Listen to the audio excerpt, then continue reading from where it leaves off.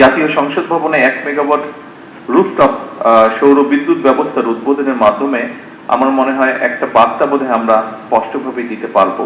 সেটি হচ্ছে বাংলাদেশ পরিচ্ছন্ন জ্বালানি, সবুজ অর্থনীতি এবং আত্মনির্ভরশীল শক্তি ব্যবস্থার পথে ধীরে ধীরে দৃঢ়ভাবে এগিয়ে যাচ্ছে।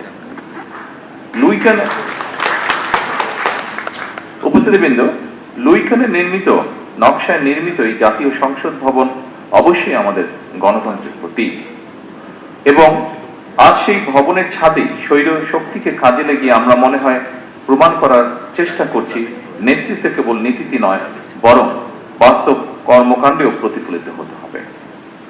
উপস্থিতিবৃন্দ, বাংলাদেশ আর জ্বালানি খাতে স্বনির্ভরতা অর্জন করতে চেষ্টা করছে। আমাদের অর্থনীতি সম্প্রসারিত হচ্ছে, শিল্পায়ন বাড়ছে, বিদ্যুতের চাহিদা দ্রুত গতিতে বৃদ্ধি পাচ্ছে। কিন্তু একই সঙ্গে আমাদের অবশ্যই স্বীকার করতে হবে, জলবায়ু পরিবর্তনের অভিঘাতে বাংলাদেশ বিশ্বের অন্যতম একটি ঝুঁকিপূর্ণ দেশ।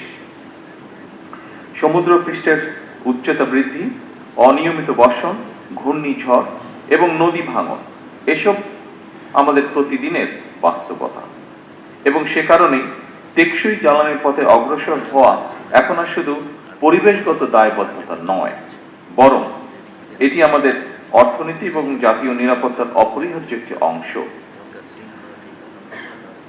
উপস্থিতিবৃন্দ, সৌরশক্তি সেই সম্ভাবনার সবচেয়ে উজ্জ্বল দিক। আমাদের বাংলাদেশে প্রতিদিন গড়ে প্রতি বর্গ কিলোমিটারে 4.5 থেকে 5 কিলোওয়াট ঘন্টা সৌর বিকিরণ পায়। আমাদের অসংখ্য ছাদ, শিল্প এলাকা, খোলা জমি এবং উপকূলীয় অঞ্চল নবায়নযোগ্য জ্বালানির বিশাল সম্ভাবনার ধারণ করে আছে। গত 1 দশকে বিশ্বব্যাপী সৌর বিদ্যুতের উৎপাদন ব্যাপকভাবে হ্রাস পেয়েছে। ফলে সৌরশক্তি এখন কেবল পরিবেশ বান্ধব নয়, অর্থনৈতিকভাবে অত্যন্ত কার্যকর একটি সমাধান। আজকের এই প্রকল্প সেই বৃহত্তর যাত্রারই অংশ একটি।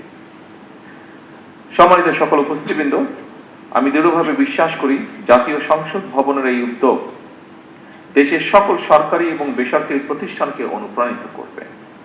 প্রতিটি ছাদ, প্রতিটি প্রতিষ্ঠান এবং প্রতিটি নাগরিক যদি পরিচ্ছন্ন জ্বালানির এই অভিযাত্রায় অংশ নেয়, তবে বাংলাদেশ ইনশাআল্লাহ খুব দ্রুতই একটি সবুজ এবং টেকসই উন্নয়নের মডেল রাষ্ট্রে পরিণত হতে পারে। পরিশেষে এই প্রকল্প বাস্তবায়নের সঙ্গে সংশ্লিষ্ট সকলকে জানাই আন্তরিক অভিনন্দন এবং ধন্যবাদ। আসুন আমরা সকলে মিলে একটি পরিচ্ছন্ন, নিরাপদ এবং টেকসই বাংলাদেশের জন্য কাজ করি। আল্লাহ হাফেজ। বাংলাদেশ জিন্দাবাদ।